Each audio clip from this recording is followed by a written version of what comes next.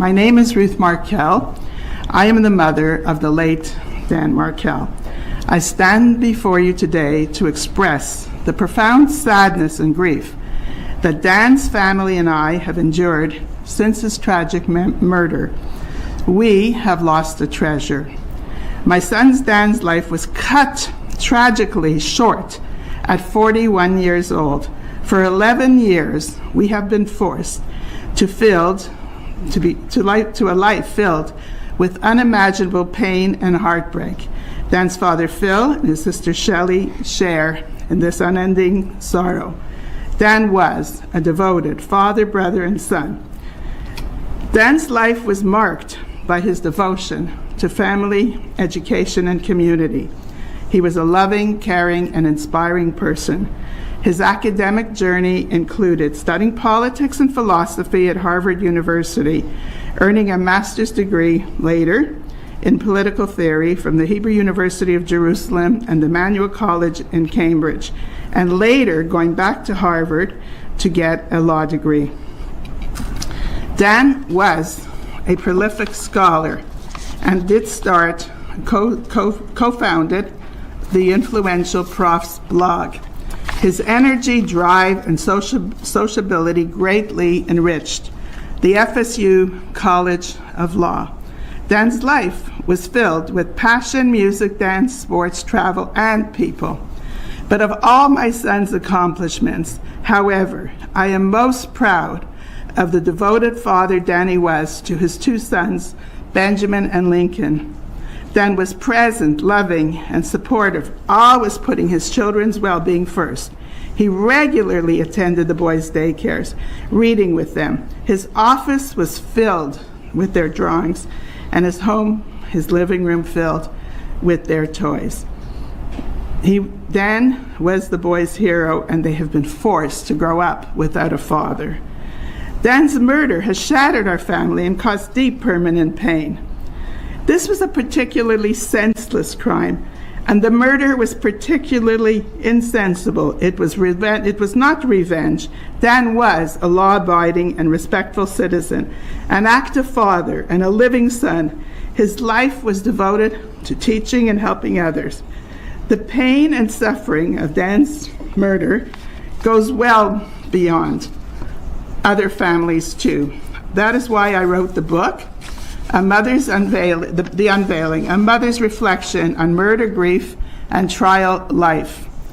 In my unrelenting grief, I turned to advocacy, to feel purpose, and to help others with these tragic losses.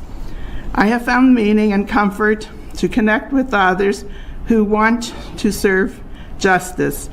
To all the community of journalists, TV programs, podcasters, Tallahassee communities, and the allies who have put their hearts in keeping Danny's story alive, we are full of thanks. To law enforcement and prosecutors, our gratitude is beyond for their dedicated, careful perseverance in seeking justice for Danny and our family. If Tallahassee is known for football, Tallahassee should be known for the prosecution and for law enforcement. They have done an outstanding job. These extraordinary efforts underscore the brutal truth of our family story. Danny's murder was orchestrated by his former mother-in-law, Donna Adelson, and other co-conspirators, and is a crime of cruelty. It is a murder of grief, a murder of selfishly prioritizing one's own desires over what is just or right. And at its core, this was a murder of convenience. So that one grandmother could live closer to her grandchildren, she killed their father and ripped the children from the other grandparents' lives. Donna Adelson's crimes against Dan began long before his murder. She belittled Dan in front of his children. She spread lies about him and contributed to a brutal separation between Dan and Wendy. She rented the house, and Dan came home and he found that Wendy and the boys were gone with most of their belongings. He called this devastation Pearl Harbor. Donna's eagerness for Wendy to divorce Dan and to relocate to South Florida led her to increasingly devise desperate schemes. Despite these efforts, the court ruled that Wendy could not move the boys away from their loving father. Failing to achieve her goal through legal means, Donna finally resorted to orchestrating Dan's murder. She plotted, planned, and paid for his murder. Donna's crimes led to further devastation. Her middle son, Charlie, was convicted and sentenced to a life in prison for his role in facilitating Danny's murder for hire. Can you imagine a mother involving a son to complete a murder? Donna's eldest son, Rob, an honest and decent man, is estranged from the family, and her younger child, Wendy, has decided once again to relocate to another state. Her actions and those of her co-conspirators have caused children to lose their parents. Catherine McManus, Freda Garcia, and Charlie Adelson, also convicted, are all convicted for life and have lost access to their children. Prior to her arrest, Donna's recorded phone calls with Charlie reveal their lack of a moral compass or capacity for self-reflection. She blames external forces for her family's curse. They're outside of her, but she is the curse, and lashes out angrily at witnesses who took the brave step to testify. Her modus operandi has always been to run from Tallahassee and then to try to flee to Vietnam.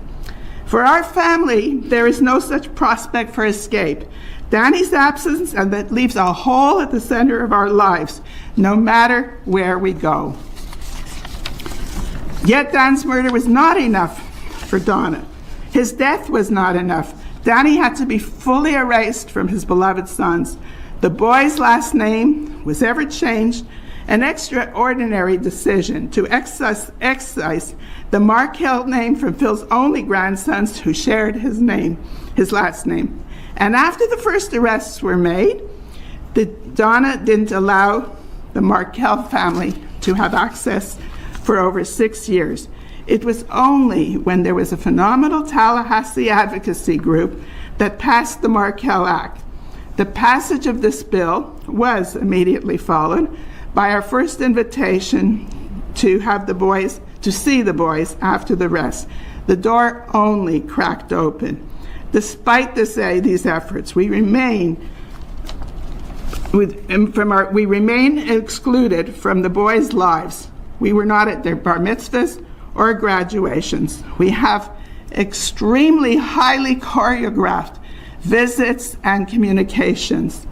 We only wait for the day that Benjamin and Lincoln will visit their father and his grave in his father's history and his grave in Toronto. We want nothing more. The facts of Danny's murder, are difficult to swallow. The experiences Phil, Shelley, and I have been forced to suffer are profound as homicide survivors and victims of the criminal system. The lives of Danny's 2 sons, our grandchildren, were forever turned upside down by this crime. Benjamin and Lincoln were only preschoolers when their father was murdered, and now they are forced to confront and try to understand the unthinkable crimes of murder and the Adelsons' involvement.